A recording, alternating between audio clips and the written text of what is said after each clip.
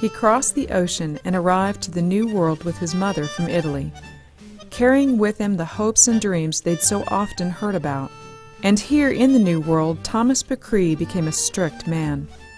He worked hard to earn money and start a family so that one day he could pass his traditions on to his 12 children, with the exception of one daughter, who broke away from her father's traditions and followed her heart. This is the story of Rose Arrington.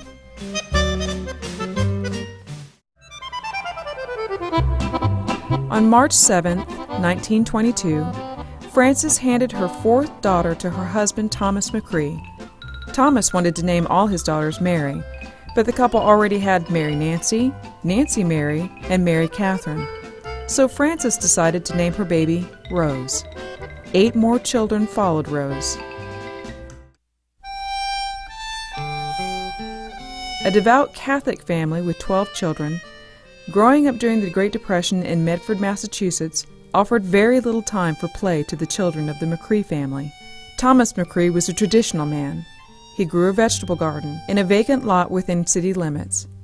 During the Great Depression, his children tended the gardens and sold the crops, going door to door, selling vegetables before coming home from school. It was such a routine that the locals expected to see the McCree children on a daily basis. Playtime was rare, and work abundant. That's how it was during the Depression, and that's how the children lived until they could leave home. Thomas worked for the Boston Elevated Transportation Company until he suffered a disabling back injury. He could no longer work, so the McCree children did what they could to help earn money for their household. As a child selling vegetables to the families in other neighborhoods, it had opened Rose's eyes to the different ways which people lived. She began asking questions about different denominations of religion other than Catholicism. Rose was learning that America was truly a land of freedom.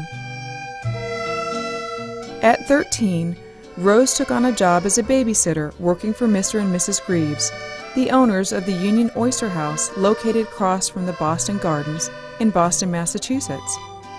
Mrs. Greaves was a loving lady who took young Rose under her wing. Noticing the abuse caused by her father's temper, she consoled Rose and spoke to her in a comforting manner, unlike anyone had ever done before. She spoke to Rose about her faith, a new faith, a faith unlike her father's. Rose cared for the Greaves children on a daily basis and even accompanied the family to Sunday school. Rose's parents were unaware that she was learning more about this new faith. Being a part of the Greaves household had allowed Rose to glimpse a happier and more hopeful life. Often after Sunday school, Mrs. Greaves would take Rose and her children to get ice cream. And, for Rose, that was a real treat. After graduating from Medford High School, her father allowed her to live at home, as long as she remained a Catholic. So Rose began to live a double life, hiding her new faith. Mrs. Greaves helped her find employment with a laundromat, where Rose continued to work for 3 years. Finally, on her 21st birthday, Rose telephoned her father and denounced her family's religion. At first, his reaction was sad, but it quickly turned into anger, as he told his daughter never again to come home and to forget she ever lived on Jerome Street. She never returned home again. Through the years, Rose continued her friendship with Mrs. Greaves, who asked her to travel to Seattle, Washington, to care for her ailing sister who was having a baby. Rose faithfully provided care to mother and child for 1 year.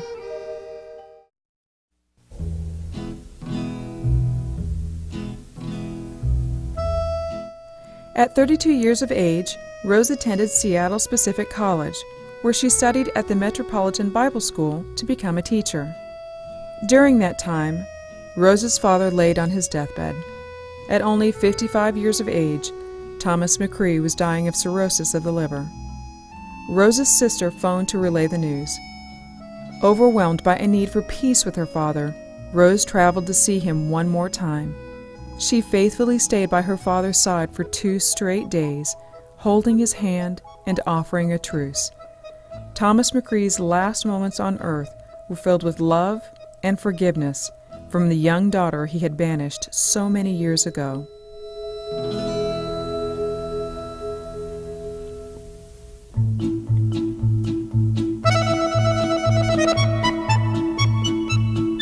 Branch Arrington was a rugged Navy sailor and a hopeless romantic who fell in love with Rose the moment the two were introduced by a friend.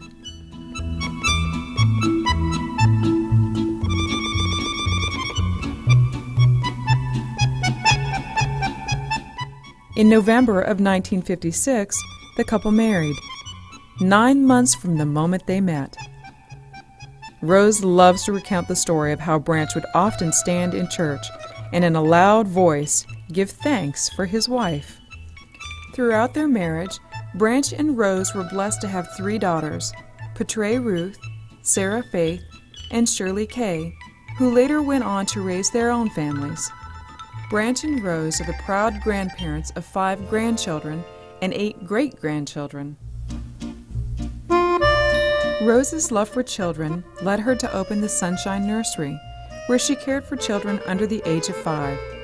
These children were so touched by her care, they still keep in touch with her today and consider her to be a part of their family.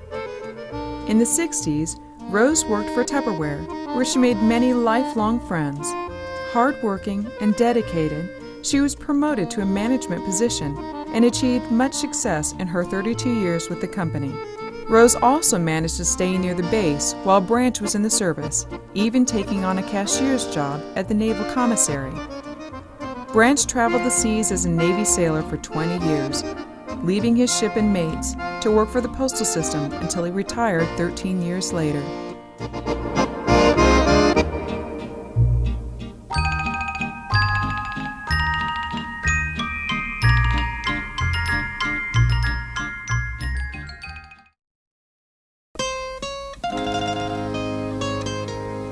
In 1990, Rose's beloved husband passed away at 71 years of age. 6 months later, Rose suffered more hardship as she struggled to recover from a devastating car accident which left her with a broken leg. The chronic pain and complications from the accident forced her to retire. Rose eventually moved to Chandler Place Independent Living in Rock Hill, South Carolina. Today, Rose enjoys playing cards and being a member of the Copycats. Based out of Fort Mill, South Carolina, this group brings joy and entertainment to seniors everywhere through their lip-syncing performances. Though Rose never returned home to Jerome Street, she always kept in contact with her family. Of the 12 McCree children, only Rose, Joan, Mary, Margaret, and Teresa survive. In 2002, Rose celebrated her 80th birthday with a surprise party, surrounded by her family and friends. Now, just 6 years later, she is amazed by the long and happy life she has been given.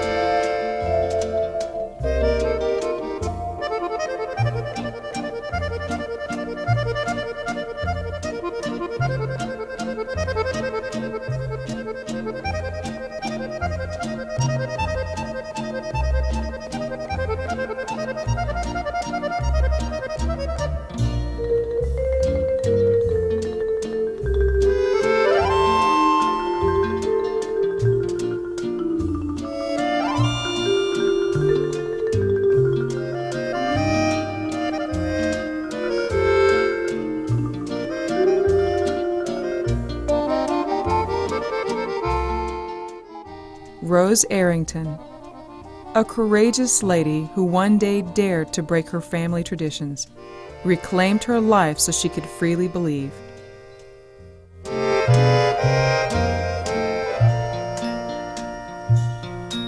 Her story reminds us all that real power lies in the simple choice we make each day to follow our heart.